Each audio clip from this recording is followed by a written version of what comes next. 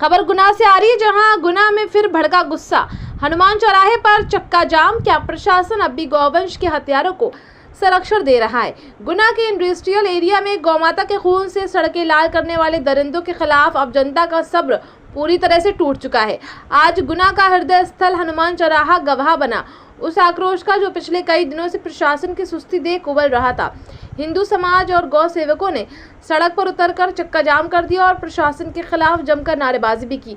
सवाल सीधा है, जब अपराध सिद्ध है और आरोपी जेल में है तो फिर उनके अवैध साम्राज्यों पर अब तक बुलडोजर क्यों नहीं गरजा?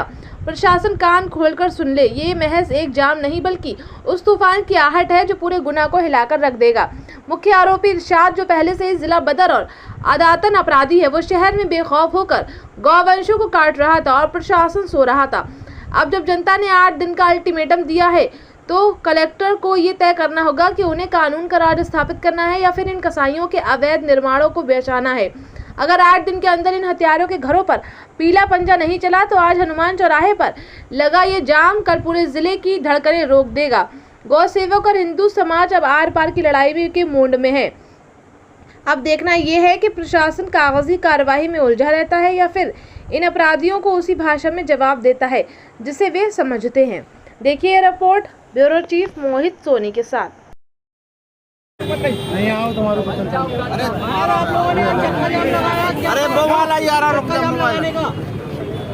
चक्का जाम हमने नहीं लगाया, प्रशासन खुद लगवाना चाहती है। गौ भक्तों के साथ प्रशासन खुद अत्याचार कर रही है। गौ माता के साथ अत्याचार हो रहा है। गुना नगर में 3 गौ अवशेष हैं जिन्हें गौ माता के सर कटे हुए मिले हैं और प्रत्यक्ष उनके पास सबूत है। इसके बाद भी उन दुष्टों पर कोई कार्रवाई नहीं हो रही है। इसलिए आज हम मजबूर होकर के आज यहाँ पर बैठे हैं और जब तक उन पर कार्रवाई नहीं होगी जिन्होंने गौ माता की गर्दनों को काटा और खा गए, इतना बड़ा दुख होता है। हम सब लोग हनुमान जयंती का उत्सव मना रहे थे, उसी दिन वो दुष्ट हत्यारी आताताई रोज गौ माता को काट रहे हैं और अवशेष मिला है एटीएम वाली गली में। शासन के पास सबूत होने के बाद भी दुष्टों के ऊपर कोई कार्रवाई नहीं हो रही है। धिक्कार है हमारे मनमोहन सिंह सरकार को।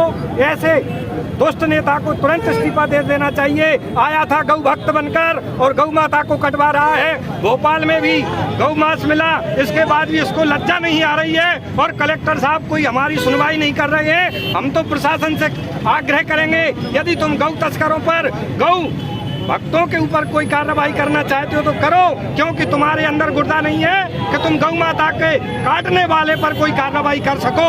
हम तो ये कहेंगे हमारे ऊपर कठोर से कठोर कार्रवाई करिए। आप आरोपियों पर क्या कार्रवाई की मांग कर रहे हो? आरोपियों के ऊपर बुलडोजर कार्रवाई होना चाहिए और उनके घर से विहीन होना चाहिए। उन्हें कठोर सजा मिलना चाहिए जिससे दूसरी बार कोई अपराध करने के लिए सोचे। कल ही आप लोगों के संज्ञान में आया होगा, हमारे सनातन के साथ हमारे टेकरी सरकार परिसर में मांस बना करके खा रहे हैं। इसके बाद भी हमारा हिंदू आखिर कब तक सहन करेंगे? हम लोग अब सहन नहीं करेंगे। जो आप करना चाहते हैं हमारे ऊपर करिए, हमारे ऊपर जो कार्रवाई करना आप कर सकते हैं, लेकिन हम मरते दम तक गौ माता के लिए लड़ते रहेंगे। हम किसी राजनीति से कोई संबंध नहीं रखते हैं। को ज्ञापन दिया है, वहाँ से क्या आपको? हमने कलेक्टर साहब को 6 बार आवेदन दे दिया। कलेक्टर साहब सामने नहीं आते हैं, कोई भी प्रतिनिधि बनकर आते हैं और हमें आश्वासन मिलता है कि आपका कार्य होगा, लेकिन अभी तक कोई कार्य नहीं हुआ। आज भी दिया है, आज क्या हुआ है? आज भी हम आवेदन देने गए थे कलेक्टर साहब के पास, लेकिन कलेक्टर साहब ने आने से मना कर दिया और हमने जो अधिकारी जी आए थे उनसे हमने पूछा